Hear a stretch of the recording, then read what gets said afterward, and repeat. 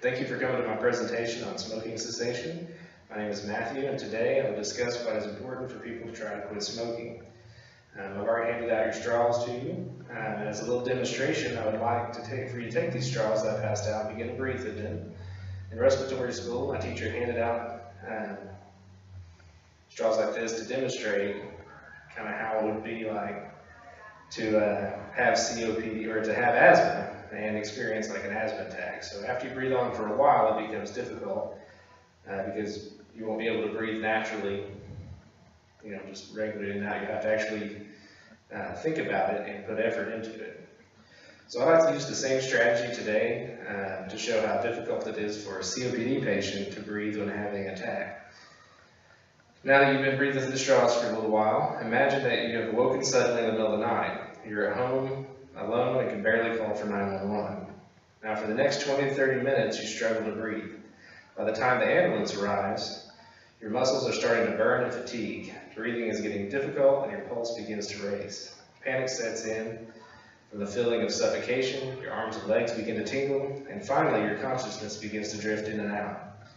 So for a person with COPD, that is kind of the event that they dread the most, would be having an attack in the middle of the night, home alone, might not be able to get to the phone. So, and if they continue to smoke after they have COPD, their symptoms they'll always get worse, but smoking compounds that. So, with that being said, I think it's important to know how continued use of inhaled smoke products can affect a person's life for the worst. So, I know that addiction is a difficult thing to beat, but it can be done if someone wants it bad enough, if they're armed with the right knowledge, and if they have a good support group.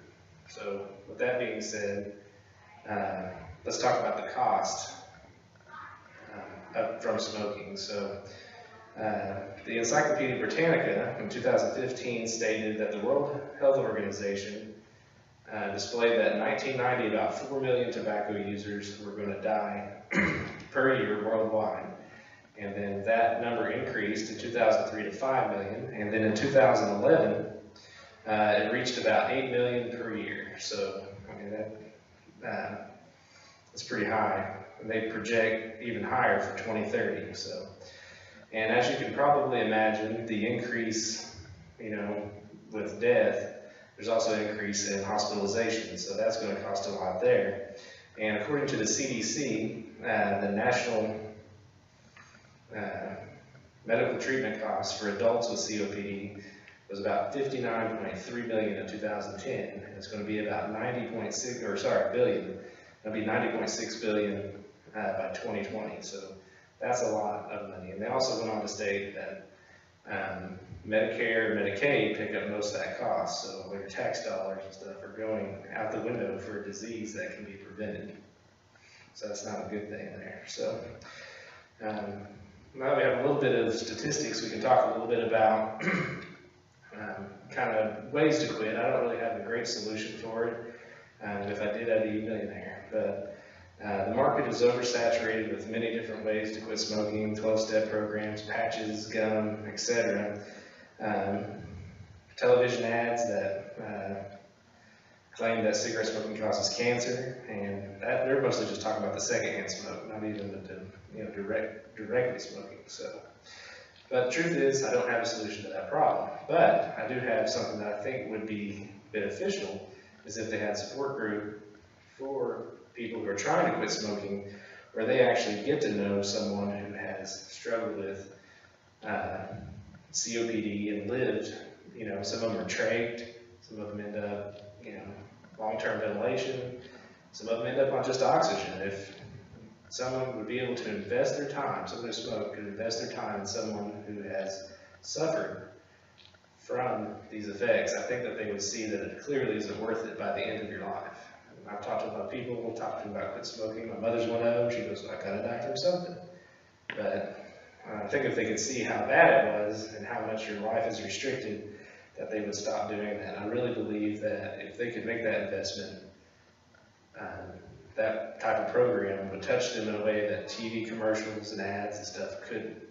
Because now you're becoming invested in something rather than just hearing it. I think people can hear statistics, you're supposed to diet, exercise, whatever, eat right. But until it becomes personal, you won't really do anything about it. So one more time, I'd like for you to imagine real quick that you survived our little trip to the emergency department, didn't have a heart attack, stroke, or end up on a ventilator while you were there. Now imagine that you're going to the doctor, explaining to the doctor, hey doc, I'm really short of breath a lot, I have trouble breathing. He does a test and then sends you home with oxygen. So from that point on, if you have COPD, it's only going to get worse. And even if you stop smoking, it's still going to get worse, but it's going to be a lot slower. But if you continue smoking, it'll definitely get worse a lot quicker.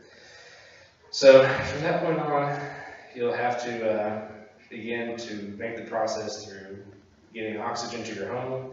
You'll have to have somebody come out to your house and they'll bring out a little concentrator to your home that produces oxygen. And the maximum tubing length on that is about 50 feet. So from now on, when you're at your house, you're tied to that little concentrator. It's like a little ball and chain. But what's even worse is they'll probably send you home with some e-cylinders as well. There's an oxygen cylinder about this tall, and according to portableoxygen.org, the e-cylinder weighs about 8 pounds. And the tubing on it, typically the maximum tubing you'll use is 7 feet. So you're going to be stuck with 8 pounds and 7 feet of ball and chain right there to keep you from living your life the way you were before. So you kind of lose some freedoms there. So to some people that doesn't sound too bad, but the tank will only last about 4 hours per tank at a common flow. And typically your home care company only gives you about 4 to 6 tanks per week. So from now on, you have to plan all of your time out, which includes your every trip to the doctor, every trip to the grocery store, any outing that you have. You'll have to be sure to plan around your home care facility or home care company when they can bring that out to you, because they've got a bunch of other patients and they can't just bring oxygen out like that. So now you're tied to the house, you're making a lot of plans that you would normally make, and you give up a lot of freedom from having this habit. So, but I do encourage anyone who is smoking to try to get to know someone who is in the end stages of COPD. And some of these people have survived lung cancer. They have laryngectomy, it's where they end up with a hole in your throat where you breathe out of that instead of naturally through your nose and mouth. And some people, I really think it is,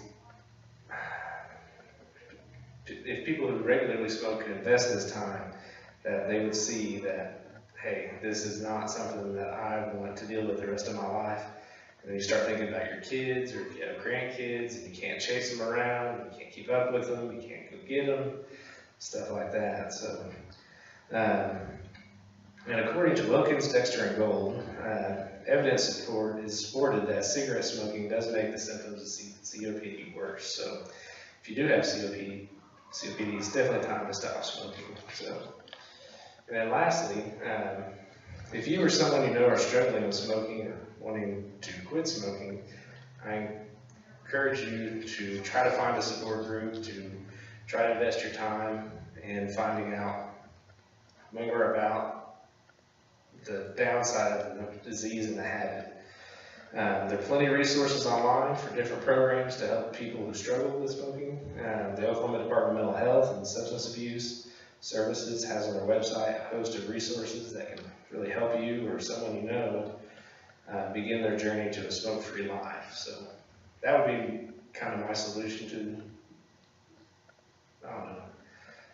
trying to take it to heart, I guess, is what I'm trying to say, with wanting to quit, just having that investment, making time to get to know somebody. And you never know, you might, your friend may get to know someone who needs you more than you need them, just because their life has been impacted by smoking so much. So, well, thank you for your time. Good night.